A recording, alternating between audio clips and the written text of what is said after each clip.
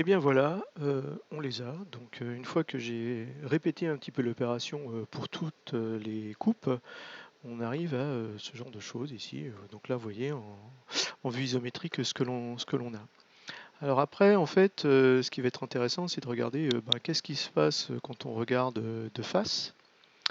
Alors on voit qu'en fait, là, on a quelques si jamais on se bouge un petit peu comme ça, on va voir un petit peu, quelles sont celles qui sont intéressantes. Et on voit qu'en fait, on va pas du tout, si jamais on suit les coupes qui sont représentées dans ce schéma-là, mais bon, j'ai pas très confiance dans ces coupes-là. Quand on voit des coupes un petit peu comme ça m'a l'air de des trucs un petit peu faits à la va-vite et j'ai pas très confiance. Et de toute façon, on voit que là, on n'est pas du tout selon le profil inférieur. Donc quelque part, si jamais je me mets maintenant en vue comme ça de profil, on voit que très clairement là, on devra passer un petit peu dessous. Enfin très clairement, pas forcément très clairement. Donc il y a un petit problème il y a un petit problème de fond par rapport à ça. Maintenant, si jamais on regarde de façon plus précise, on voit que là, bon, on est à peu près bien dimensionné. Là, on a l'air d'être complètement surdimensionné par rapport au profil. Bon, la coupe C est un petit peu particulière. D, ça a l'air pas trop mal. D, complètement surdimensionné. F, elle est compliquée parce que c'est la coupe machin, la coupe avec le stabilisateur horizontal. Et par contre, G a l'air bien. Donc G va sans doute rester une bonne coupe, on va dire, mais quelque part, les autres, faut voir, hein. Et alors, si jamais on se met en vue de dessus, là, on regarde un petit peu l'épaisseur et voir si l'épaisseur est bonne. Donc A, déjà, il n'est pas tout à fait au bon endroit par rapport à la ligne de structure que l'on voit. Et il a l'air un petit peu surdimensionné, là complètement sous-dimensionné. Là, il a l'air bien en termes de largeur. Donc là, pourquoi pas. Là, surdimensionné en termes de largeur. Et là, très très largement surdimensionné en termes de largeur. Par contre, la dernière, bon, on peut imaginer que c'est pas mal. Donc voilà, un petit peu, il va falloir déterminer qu'est-ce qu'on veut faire par rapport à ces coupes-là. Mais le gros problème, c'est par rapport au dessous, on va dire, du fuselage. Alors maintenant, on peut commencer à avoir un petit peu de, on va dire, de fun. Donc ce qu'on va faire, c'est que je vais aller dans la partie part. Je vais commencer à vous montrer un petit peu comment est-ce qu'on fait pour créer on va dire, le corps du fuselage. Donc on va ici dans ce qu'on s'appelle un loft, et puis on met les parties en ordre, hein, évidemment. D, E, F, G.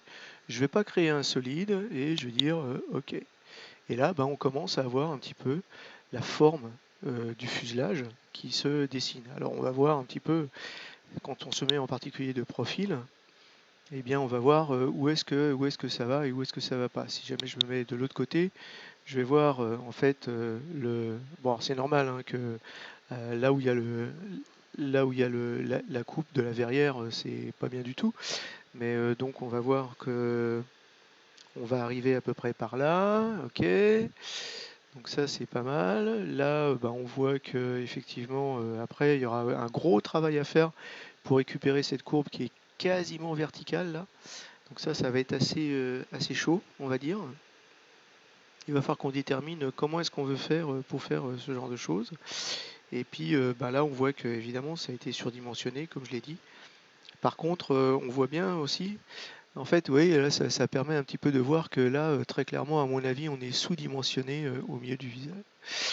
Donc voilà, quand on se met en front, on voit que là, ça a l'air pas trop mal en termes de côté là, mais par contre, dessous, c'est pas du tout assez renflé, donc il faudra améliorer ce renflement. Donc voilà, là on a un petit peu une première vue de ce qu'on va faire. Je pense que ça c'est toujours un petit peu intéressant. Et donc on va commencer à regarder où est-ce que on va mettre des coupes véritablement pour que ce loft là, que cette espèce d'enveloppe, elle soit la mieux possible.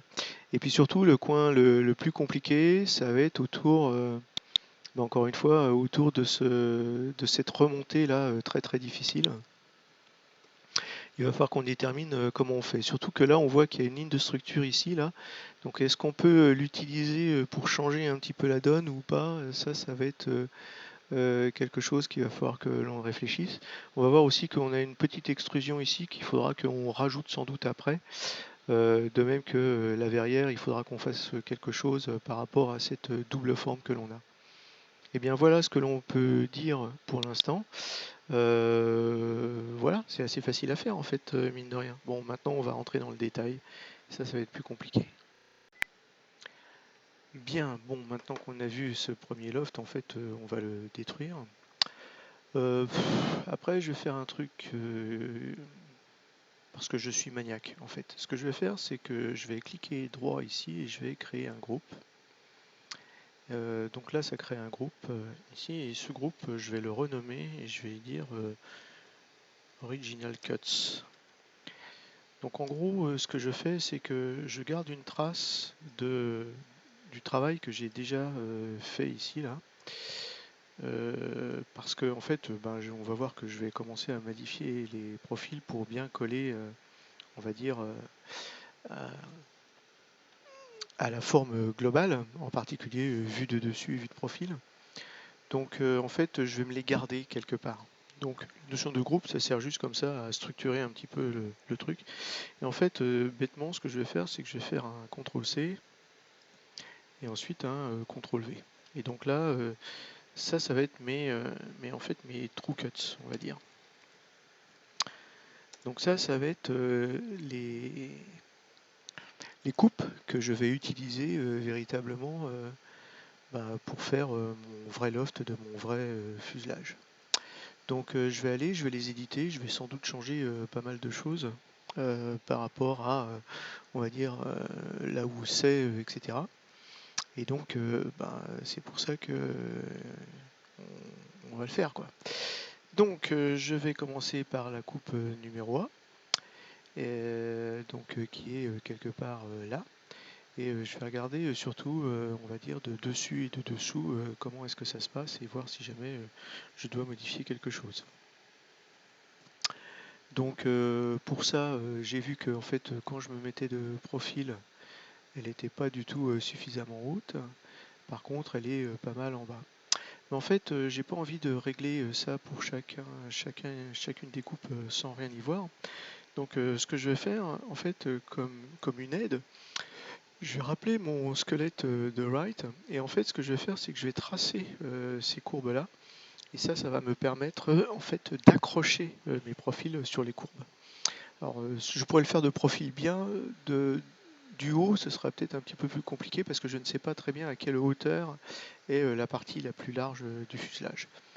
Mais là, c'est quand même assez simple. Donc là, ok, je vais éditer mon skeleton right et je vais commencer à faire des courbes de Bézier sur, on va dire, regardez à peu près ce qu'il faut, quoi, de telle sorte que voilà. Donc ça, c'est une première courbe de Bézier. Je vais voir si jamais j'arrive à, si je me suis pas trop trompé sur le nombre, on va dire de points, et que j'arrive à bien coller à la courbe, mine de rien. D'accord. Donc ça, je fais ça parce que en fait, ça va me permettre, vous allez voir, je vais pouvoir importer ces courbes, on va dire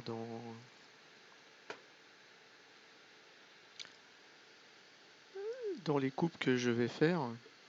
Et ça va me permettre, là je vais aller par là, là je vais aller par là. Je veux pas trop de points, je veux juste être assez bien par rapport à la forme générale, on va dire, de... Voilà. Donc là, par exemple, vous voyez, je vais aller un petit peu par là, là je vais aller un petit peu par là, je vais redresser un petit peu ça comme ça. Ouais, généralement, je m'arrange toujours pour que la forme soit verticale ou horizontale à la fin. Donc voilà, là tout ça c'est pas mal. Encore une fois, hein, tout ce que je veux c'est avoir la forme globale. Plutôt que de faire des trucs un petit peu comme ça au pif. Bon là c'est quand même au pif hein, aussi, hein, mine de rien, hein, je veux dire, on va pas se cacher que ça c'est quand même au pif aussi, mais alors là on voit que par exemple c'est pas très facile de pas arriver avec une forme trop plate quoi. Et donc voilà, là c'est pas mal, là c'est plutôt en bas, là aussi c'est plutôt en bas mais plutôt comme ça, donc du coup lui il est plutôt par là. Voilà. Lui généralement je dis qu'il est vertical pour lui donner le bon angle dès le départ. Et puis là ça me permet en fait on va dire de voilà, mine de rien, de régler un petit peu, on va dire, la forme globale de la chose. Alors là, c'est sans doute un petit peu trop tendu. Voilà, voilà, voilà. Et là, on est pas mal. Je vais créer une autre courbe de Bézier qui va correspondre à mon dos, là. Hop, hop, hop, hop, hop, hop. Voilà.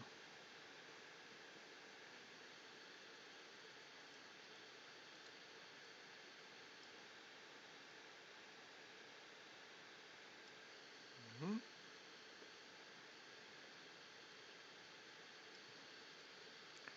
Voilà. Donc là, on est bien.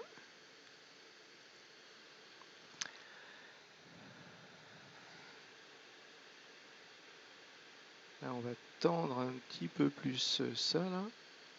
Voilà, par là. Voilà. Bon, donc là, on est pas mal là. Alors en fait, il me manque un petit peu l'autre, la dernière forme ici, là. Donc je vais la faire un petit peu comme ça, là. Hop, hop, hop. Et là, je vais connecter les deux. Voilà. Du coup, lui et lui, je vais dire qu'ils sont verticaux. Voilà. Du coup, ça va me faire voilà, une belle forme de fin. Voilà. Et là, je vais fermer ça. Et voilà. Je reviendrai vers vous pour faire la dernière partie qui va consister à accrocher un cut dessus. Voilà, merci, au revoir.